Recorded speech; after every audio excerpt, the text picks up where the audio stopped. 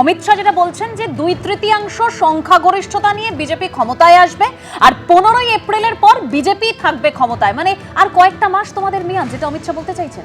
না, অমিত শাহ হচ্ছে বাংলায় যতবার এসছেন, যতবার বলেছেন, ততবার তৃণমূল কংগ্রেসের রেজাল্ট ভালো হয়েছে। 2021-এ বলেছিলেন আবকি বার 200 পার, সেখানে 77-এ থেমে গেছে বিজেপি। 2024-এ বলেছেন আমরা 30টার বেশি আসন পাবো, সেখানে 12টায় থেমে গেছেন। এবার আর সংখ্যাটা বলতে পারেননি, 2/3 বলেছেন। আমি বলে দিচ্ছি সংখ্যাটা, 197টা আসনের কথা বলেছেন।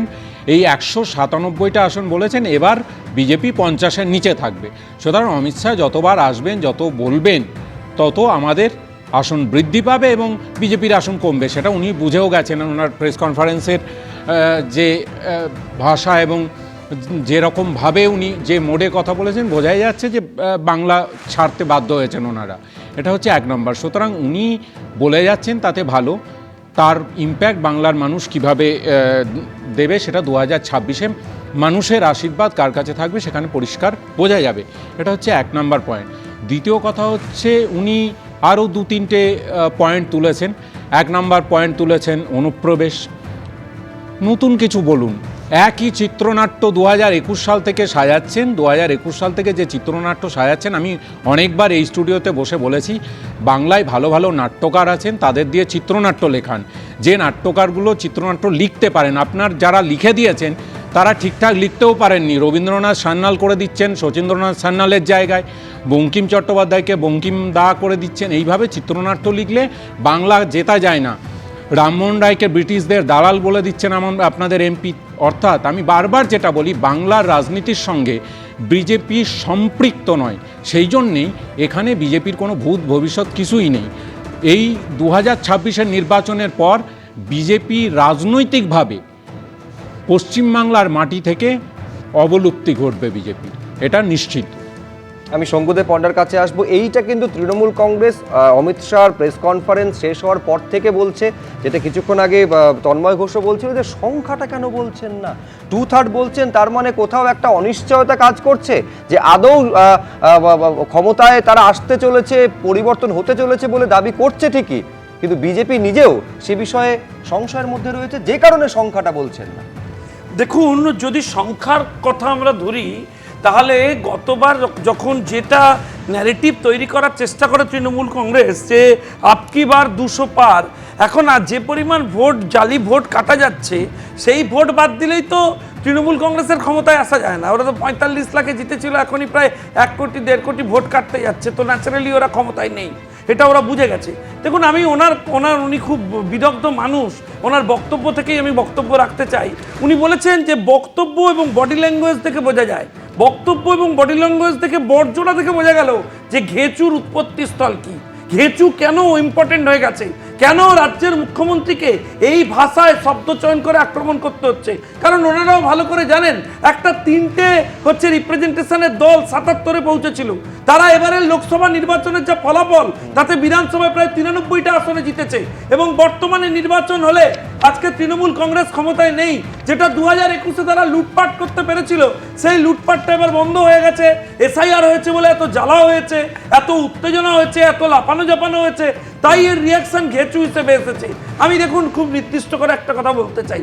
আজকে খুব স্পষ্টভাবে স্বরাষ্ট্রমন্ত্রী বলেছেন, এদের আরেকটা ন্যারেটিভ এনারা তৈরি করবার চেষ্টা করেন, সেটা হচ্ছে যে কেন বিএসএফ থাকা সত্ত্বেও অনুপ্রবেশকারী এখানে ঘুরে বেড়াচ্ছে। না, কিন্তু আমার প্রশ্ন হচ্ছে, না আমি একেবারে বিএসএফ এর পার্টে আলাদা করে আসবো।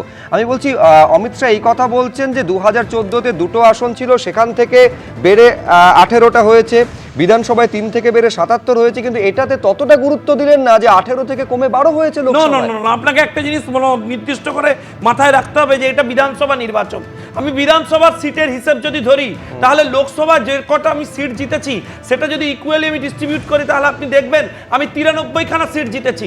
আমি কিন্তু কন্টিনিউয়াসলি জিতছি। তৃণমূল কংগ্রেস আমাকে নেগেটিভ দেখাচ্ছে কেন?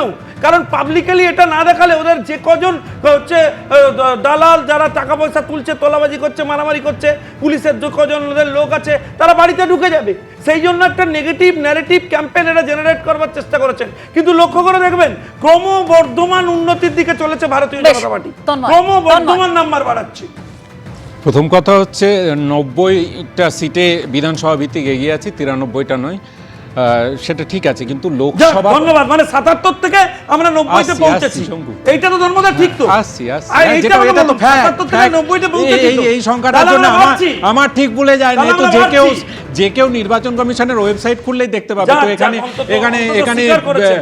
মিথ্যে narrative কথা থেকে বলার সরে তো কোনো এসেছেন। জায়গা নেই। যাই হোক, বিষয়টা হচ্ছে যে লোকসভা নির্বাচনে যখন নির্বাচন ঘটে জাতীয় প্রেক্ষিতকে রেখে, সেক্ষেত্রে সাংসদ নির্বাচন হয় এবং সেই সাংসদ নির্বাচনের ভিত্তিতে জাতীয় সরকার নির্বাচন হয়। সেই জায়গায় দাঁড়িয়ে কজন এমপি জিতেছেন সেটা ফ্যাক্টর। 18টা যখন জিতেছিলেন সেখান থেকে কমে 12টায় এসছে সেটা ফ্যাক্টর। কারণ দিনের শেষে সংসদীয় রাজনীতিতে কটা আসন পাচ্ছে সেটা গুরুত্বপূর্ণ। এবার লোকসভা থেকে বিধানসভায় কনভার্ট করে, আচ্ছা বিধানসভায় আমি অত ভোটে গিয়েছিলাম, আমার দলের ইন্টারনাল স্ট্র্যাটেজি কি সেটা তো আমরা ঠিক করব যে কিভাবে ওই সিটটা জেতা যায়। বিজেপির ব্যাখ্যা হচ্ছে কিছুক্ষণ আমি আগে বুঝেছি। শঙ্কুদেব পণ্ডা যেটা বলছিল 1.5 কোটি যদি ভোটার বাদ চলে যায় এসআইআর এ, তাহলে তো আলটিমেটলি ভোটের প্রাপ্ত ভোটের সংখ্যা নিরিখে কোনো পার্থক্য বিজেপি তৃণমূলের থাকছে না। এটা লজিক দিচ্ছি, ঠিক আছে। এটা যেটা বলছে যে ভোটের পার্থক্য ছিল, যেটা সেই ভোট তো কাটা গেছে। যে ভোট পার্সেন্টেজ পড়েছে বা যে ভোট পার্সেন্টেজ কাটা গেছে, আমি বলে দিই আর আপনাদের হচ্ছে কাউন্টিং এ শঙ্কু। লুটে না নিলে বুঝে গেছি, আমি বলে 2021 দিই। ভারতীয় জনতা পার্টি এই ক্ষমতায় পর্যায়ের আমি বলে মধ্যে দিই। অর্থাৎ কার ভোট বেশি থাকবে, কার ভোট কম থাকবে, কে জিতবে, কে হারবে, এই নিয়ে যখন তরজা চলছে, তারই মধ্যে হুমায়ুন কবির অত্যন্ত ইঙ্গিতপূর্ণ একটি কথা বলেছেন। তিনি এক্ষেত্রে অর্থাৎ জেতার ক্ষেত্রে তিনি 2 নম্বরে রাখছেন হচ্ছে নিজের পার্টিকে, অর্থাৎ জনতা উন্নয়ন পার্টি, 1-এ রাখছেন বিজেপিকে, আর 3-এ নামিয়ে দিয়েছেন তৃণমূলকে। কি বলেছেন হুমায়ুন কবির দেখুন। তৃণমূল শাসক দল 294-এর মধ্যে ফার্স্ট পার্টি বিজেপি হতে পারে, তা কোনো মতেই 120 ক্রস করবে না।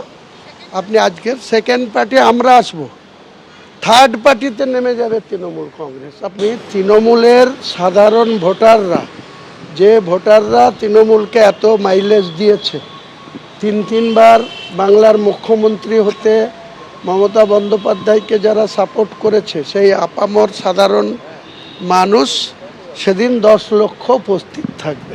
এবিপি আনন্দ, এগিয়ে থাকে, এগিয়ে রাখে।